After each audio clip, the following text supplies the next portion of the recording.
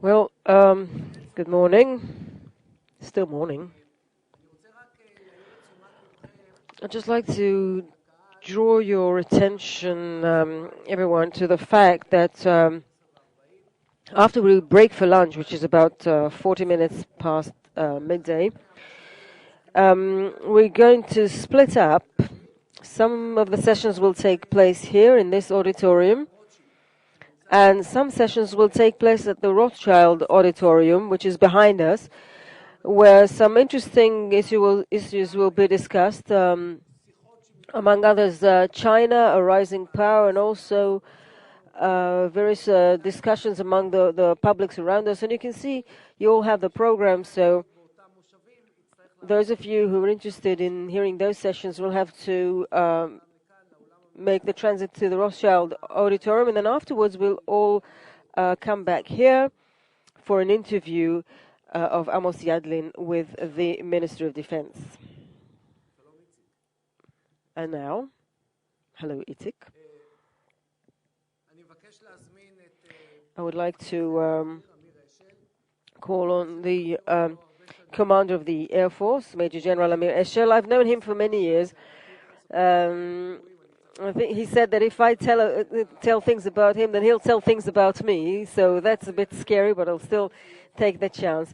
Even when he was a major, we knew he would become the commander of the Air Force. It was never a surprise. He did all the main roles in the Air Force, was the head of every possible organ, and was for a certain time the head of the planning division, and he is supposed to continue serving as the commander of the Air Force until this coming summer. That's a long time, and he'll probably have many assignments during that time. But I really hope that we will see Amir in some influential positions even after his service for the Air Force, because he's really a very unique person, Amir.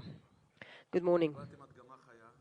He just received a live demonstration. Udi is an intelligence man, and he said that even when I was major, already they knew that I would be the commander of the Air Force. Well, again, an intelligence error. It happened to work out in the end, but it wasn't founded on anything, this estimate.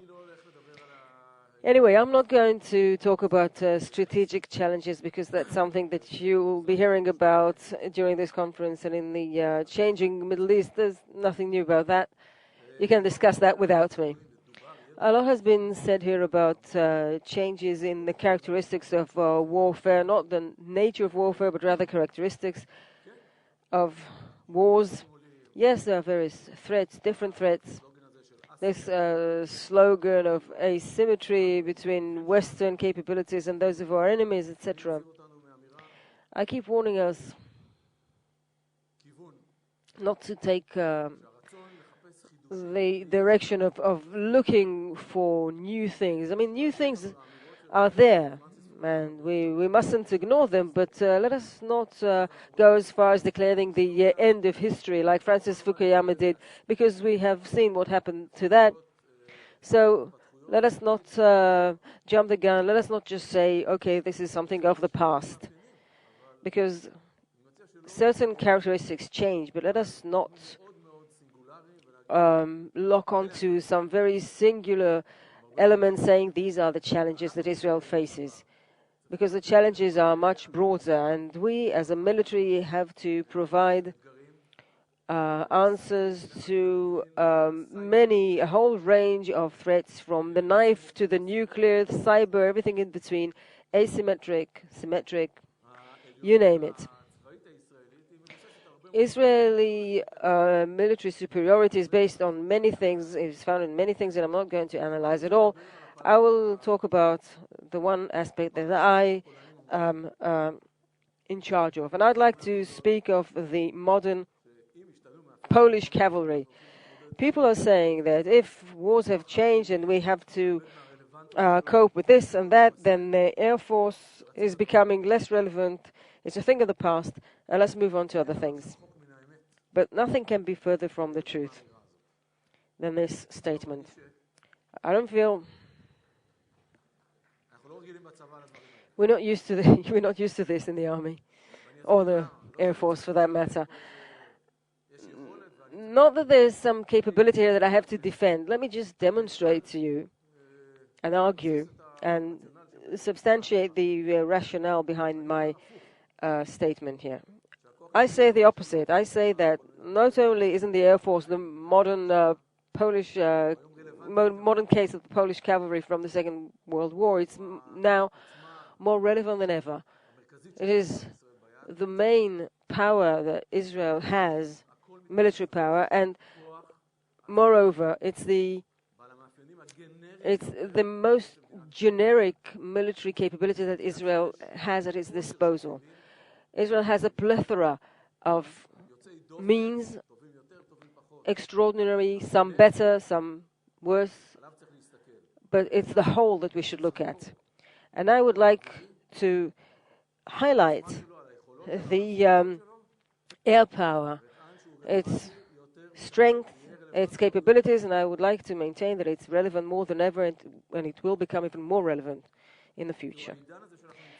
This era that we're in, this period of time that we're in at the moment, and it's not going to change, is a time of fast changes. This is nothing new to you, of course, and there's only one answer to that, and that's flexibility, flexibility, flexibility. You can't be this monster that was planned to do one thing, and once it meets reality, it becomes irrelevant. You have to be flexible. That's a mainstay of force building and of capability construction. And based on these things, let us see what this pertains to. And of course, based on the background that you all have, which is much broader than that. The first thing has to do with speed and agility. Physics does matter. Physics is still here. And in this era of change, threats, new threats, arise every day. It could be divisions like it was in the past, and it could be divisions again, but threats do crop up at very short spans of time. They sometimes come from near, sometimes come from far away, thousands of kilometers. And once they come near, they could become a very big problem, not a small one. And the solution provided by the air power, unlike all other elements, which I'm not belittling here, but it's measured in minutes and hours, even with thousands of kilometers. There are capabilities which must be developed, and they are being developed. And they are being developed to the state of excellence. In order to construct a solution through cyber could take years. Some other solutions also could take a long time. Should they be developed? Yes, definitely. But when there's a problem at hand right now and you have to deal with it right now, doesn't matter how, the air is a medium which allows us to use very quick and agile capabilities. Maybe you can start developing a certain capability, but when it comes to be used, it's no longer relevant. So speed and agility is one very important thing. Another advantage that we have is that we can work or operate in a multitude of theaters. There is no other force that can operate in 3 different theaters. The Air Force has to operate in 3 different theaters at the same time. This is what the IDF requires of it. It has to be able to operate in 3 different theaters, either nearby or far away, and the entire range in between. And yes, our aircraft can be in the north in the morning, and in the afternoon could be thousands of kilometers away from this country to the east or wherever, and in the evening in Gaza. This is what is required, and there's no other force that can do the same. And the other thing is to be able to multitask, or to answer various different or a very broad amplitude of tasks, rather, that we can address. We have the same aircraft doing defense, offense, collecting intelligence, and everything else. It's very robust.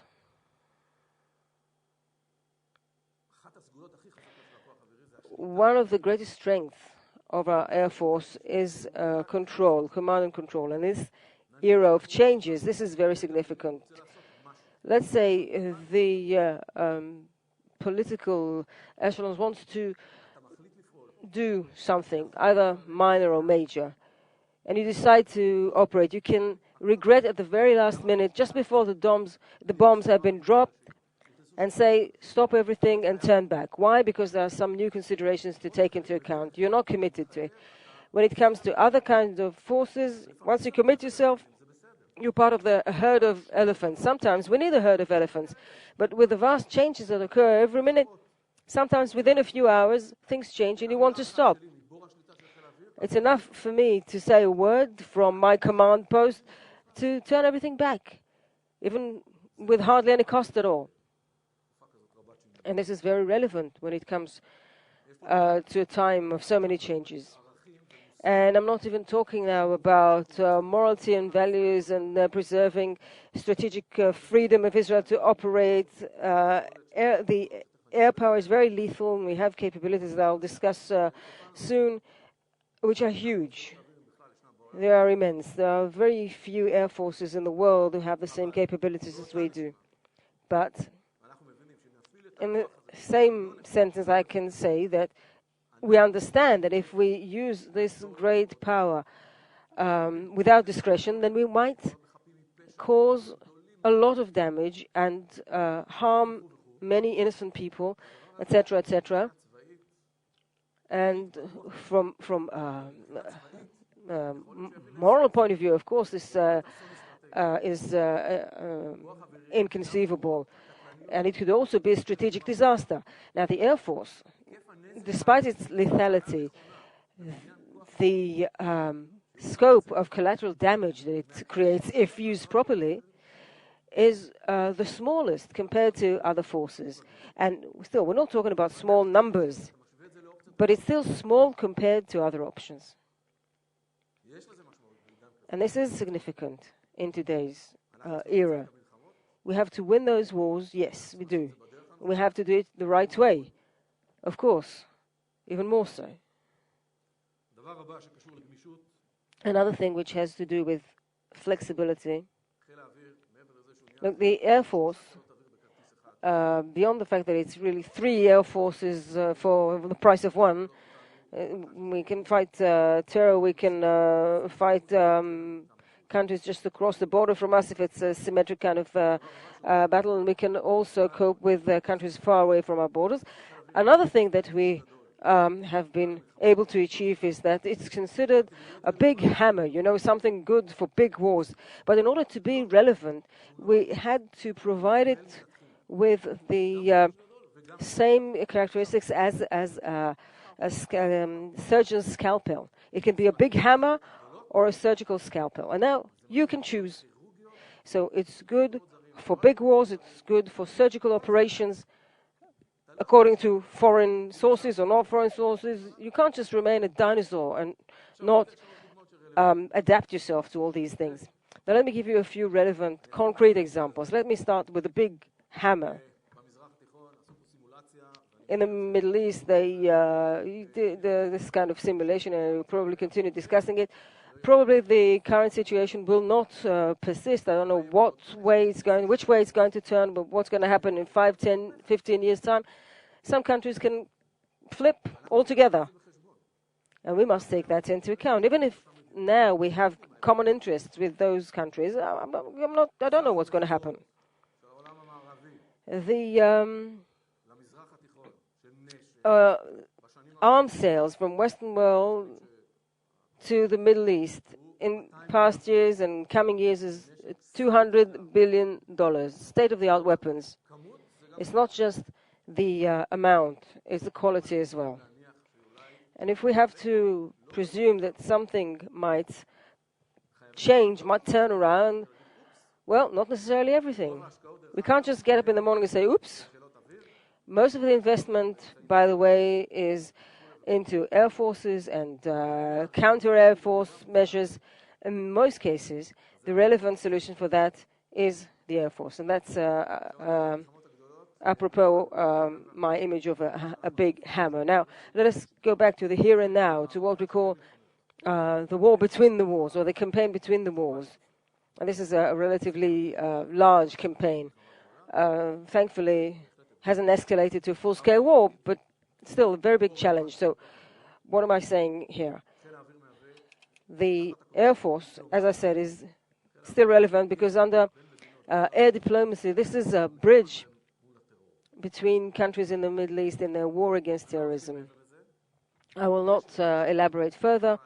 This, of course, has both tactical and operative significance with achievements in the struggle against terrorism, but there's another tier to that because it provides Israel with strategic assets and intensifies its political strength because it provides a certain bridge, as I said. So this is something which, well, years ago you'd ask me what it is exactly. It's more than people describe. And the third thing, just, these are just anecdotes, just examples, you could give plenty, but this year we're going to mark 50 years of the Six-Day War, and specifically was the Moked operation. Not just that. The relevance is completely different scenarios pertaining to completely different threats. But air power, and I'm talking about concrete things, not theoretical ones. Air power has created, still is creating, capabilities which can impact greatly Israel's conception of national security and the ability of preemptive attack. Apropos this Six-Day War, nobody's talking about a similar operation all over again. It's not necessarily relevant to all theaters, and we're not talking about that. But yes, we are developing some tools which are bringing this capability back to Israel's strategic toolkit. And this is very important, and this is the relevance of Israel's air power. I've mentioned the Polish cavalry. I think there's something different here. I think that when we look at Israel, it has to strengthen itself economically, etc., etc. Military power is not the only thing that matters, of course. The investment in air power, I think, is, well, it's ROI, its return on investment, is one of the highest there is from a security point of view. Being able to operate in various theaters and fulfill different tasks, etc., is a very good return on investment. We have some Israeli-made capabilities, but most of our equipment is manufactured in the U.S., and the dollars that the U.S. give to Israel to fortify itself, to strengthen its defense capabilities, can't be used for building hospitals or anything else. And this is very relevant. In order to be able to live here, we have to be able to defend. And the U.S. understands this very well. And the agreement, the foreign aid agreement to the tune of $38 billion signed for 10 years, strengthens air power very significantly. So, apropos investments and currencies and alternative costs. Where are we heading? And this is the last topic I'm going to discuss. Looking ahead, we will continue intensifying. We'll continue intensifying, and that means providing more solutions, more capabilities, more relevant capabilities, that is. Let me say once again, we're going to become more lethal, more surprising, and our range will be from space to underground, very, very relevant to the underground medium. We can develop our far-range capabilities, a whole gamut of possibilities there. And yes, we have required ourselves to take our quantitative output. I'm not talking about qualitative because that's going to go together with excellent intelligence. We've taken upon ourselves to redouble our offensive capabilities twice. Within a few years, we're already there. And we're going to continue developing this further.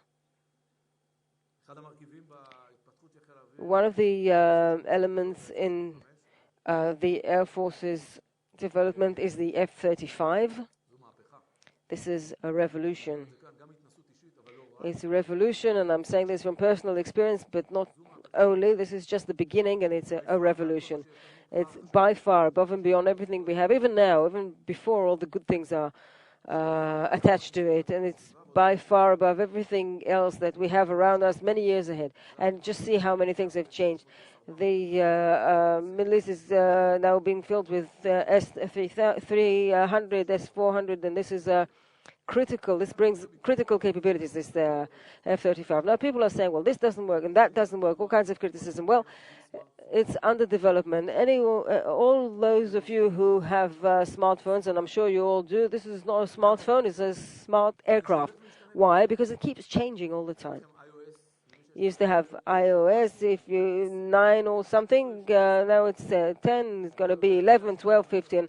And I can already point at the next two levels of the F-35. With the new capabilities, it's about to receive. And it will be able to operate in places where no one else can operate with much higher effectivity. This entire scenario, the entire spectrum of scenarios that I've mentioned, and even more than that. And that's the great thing about it, because it's not just the end capability of the F-35.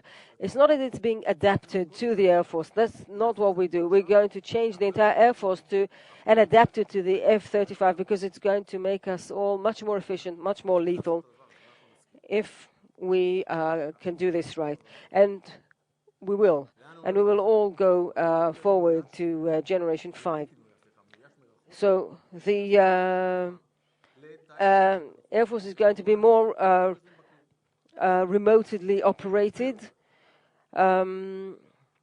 We have many more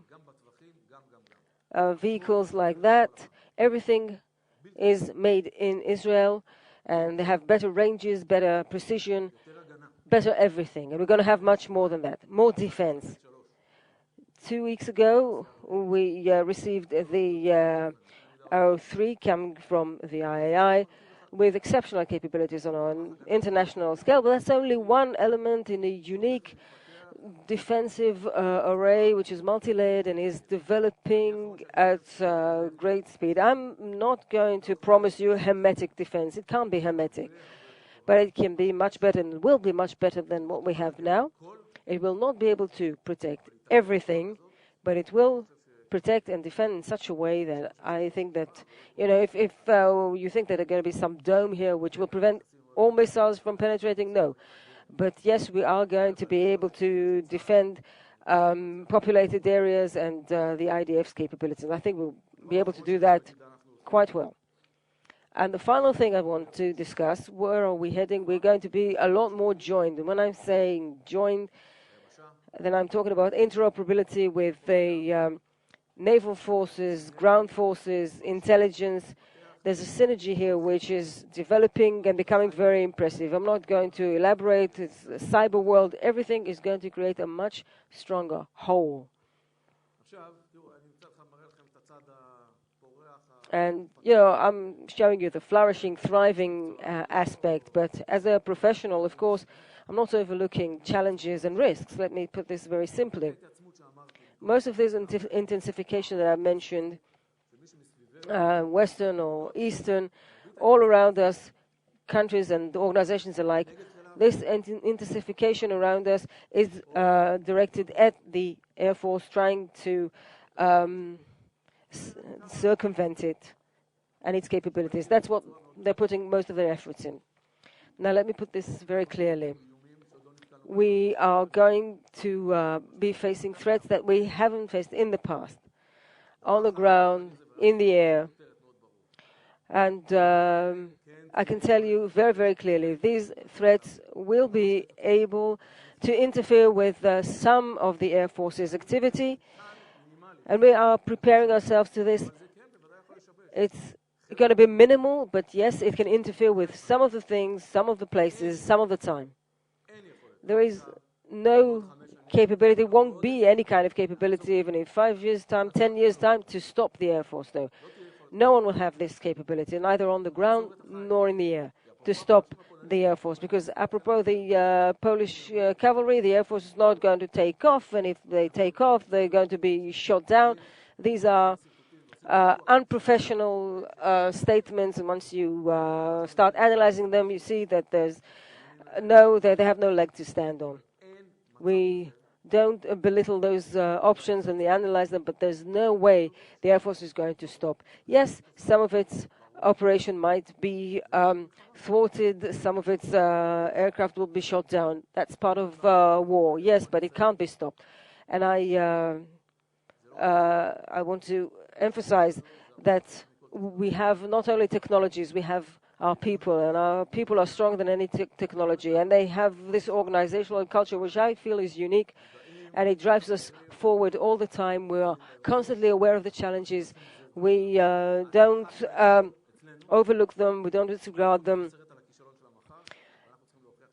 Yesterday's success is a harbinger of tomorrow's failure more than anything else, and we have to prove that that's not the case. We have a fabulous group of people, both on the ground and in the air. They're stronger than any technology, and they are succeeding in reinventing themselves all the time and remaining relevant because they understand the kind of responsibility that they have.